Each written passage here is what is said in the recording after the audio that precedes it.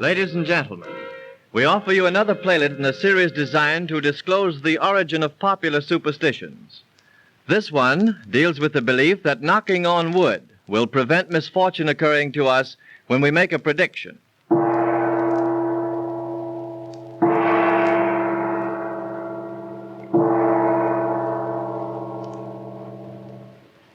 Hello, Bob. So you're back at last. How did the conference turn out? Great, Sanders. I've got Ryan and Company just where I want them. I hope... What are you rapping on your desk for? Knock on wood and be on the safe side. That's my motto. After all, that deal hasn't gone through yet, you know. Well, do you think that knocking on wood will help? Oh, it'll keep away those well-known evil spirits. Not truthfully, Bob. You don't believe that, do you? Well, yes and no. What do you think, old man? Well, for my part, Bob, I don't believe that band of Tartars knew what it was all about when they started that superstition. Tartars? Yes. They're the ones who started that belief in knocking on wood to keep away evil spirits. You don't say. Why, I was always under the impression that it began after the crucifixion. No. It's quite pagan in its origin. In fact, if I remember correctly, it started in Asia. Let's see, about 1,000 years before the Christ. That's news to me. Now, if I can just clear these cobwebs out of my mind, I'll try and piece that story together. An old lama told it to me when I was traveling in Asia some years ago. I have it. There was a fellow by the name of Timur, who was the son of old Magoo, the chieftain of a Tartar tribe. His tribe had constantly been defeated in battle by a beast of a fellow named Caillou. This Caillou was a braggart and a merciless tyrant, and he had cut up Timur's band so badly that only a fragment of it remained. That Caillou reminds me of some of our Wall Street czars. Yeah, rather. But anyway, Caillou had the idea that he was a god, and so he decided to smash the images of his people's gods and set himself up in their stead. He must have been an egotistical brute. Yes, he was. One day, Timur happened to get caught in a terrible storm while he was in the mountains, and from the crackling and rumbling of the thunder, he conceived an idea.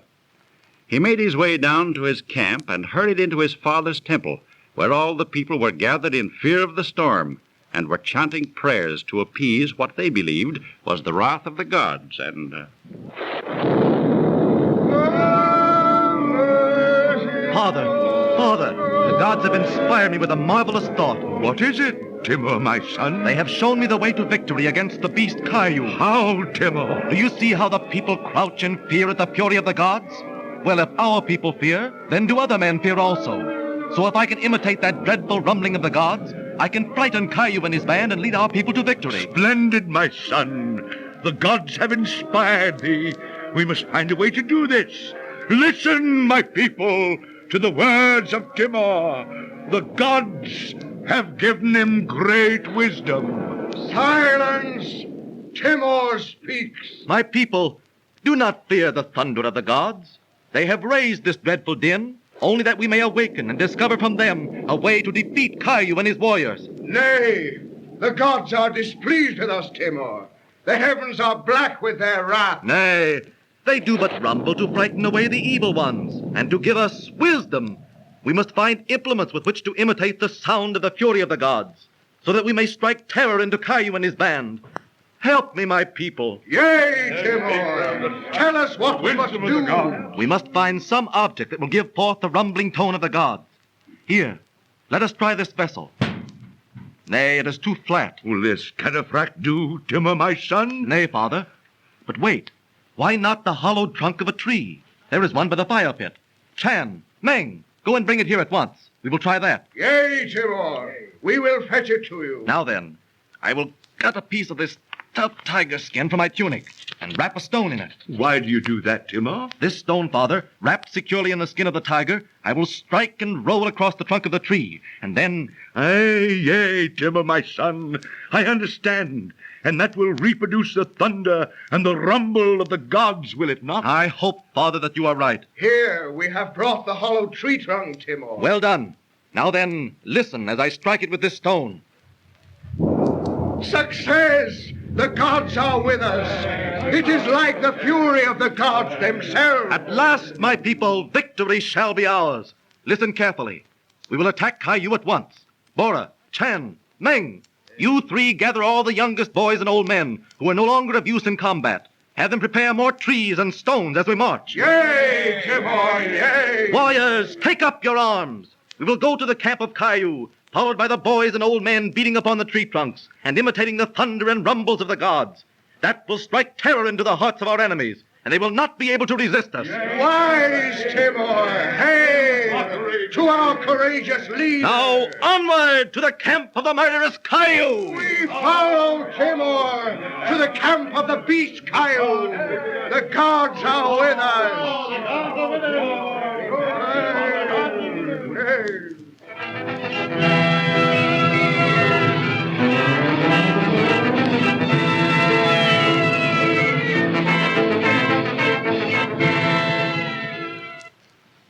I am the great Caillou, thy ruler, thy god. What are these gods before me? Have I not told you to tear them down, destroy them? But Caillou, why would you destroy the gods? They have done nothing for the people, foolish priest. It is I who have gained for you more grazing lands and added to your flocks and hundredfold. I have brought you riches and victory. You shall worship me. Tear down these images. They are but wood. Nay, you cannot do this thing, Caillou. Go, leave the temple of the gods. What? I will show you. There! God of the flocks, perish. And now you shall see how mighty is the great Caillou. Behold, I will destroy this image of the sun god, and upon his pedestal you shall rear an image of me. Caillou, Caillou, stay thy hand. Art thou mad? Thou wilt bring disaster on thy people and thyself. 'Tis blasphemy. Stop! What? You dare to interfere with me, you dog of a priest? There! Ow! How does my knife feel in your fat neck? Stay, Caillou. You will bring the wrath of the gods upon us. 'Tis too late. Caillou has killed the high priest. Thus perish all those who turn against me, the powerful Caillou. Woe unto us. The vengeance of the gods will fall upon us. Caillou! Timor and his band are attacking us, and we are unarmed. All the warriors! No, 'tis too late, Caillou. Timor is upon us. Oh, let us flee! Let us flee! All is lost! The gods have forsaken us! Onward, my comrades! Spare not one of Caillou's band! Kill! Kill! Victory is ours! Hail to Timor! Hail! Hail!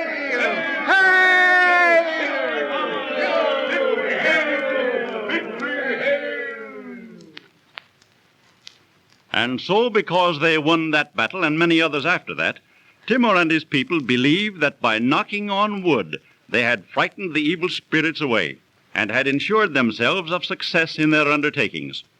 He then bade them to hang pieces of the tree trunks by the doors of their dwellings and to knock upon the wood before entering, so that if evil spirits lurked within, they would be frightened away by the noise of the gods.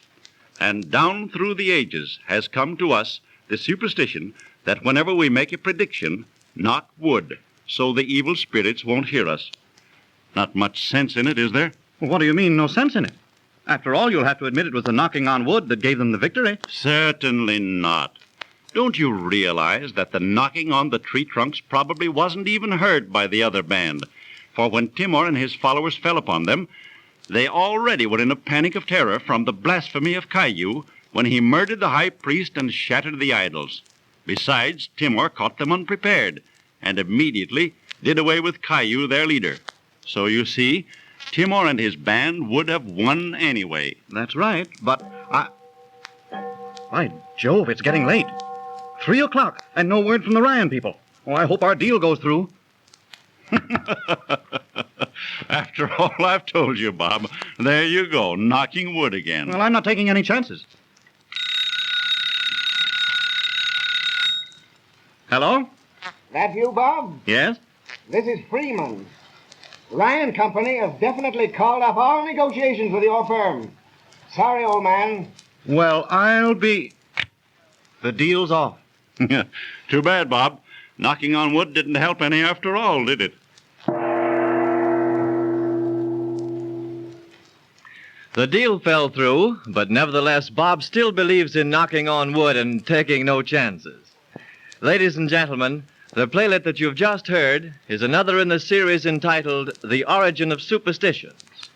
Au revoir, and good luck to you.